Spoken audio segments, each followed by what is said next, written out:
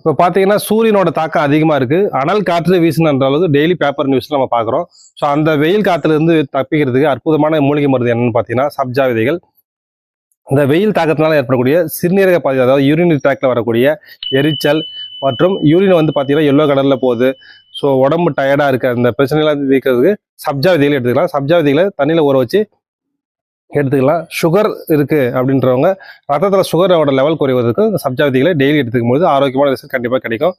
So இந்த வீட்டில் செய்யக்கூடிய ஜூஸு, சிரப்பு மற்றும் ஐஸ்கிரீம் போன்ற பொருட்களிலும் சப்ஜா விதைகளை பயன்படுத்தி குழந்தைகளுக்கு தருமாறு பணிவுடன் கேட்டுக்கொள்கிறேன். இந்த வாய்ப்பை ஏற்படுத்தி கொடுத்த இறைவனுக்கு நன்றி கூறி விடைபெறுகிறேன். நன்றி, வணக்கம்.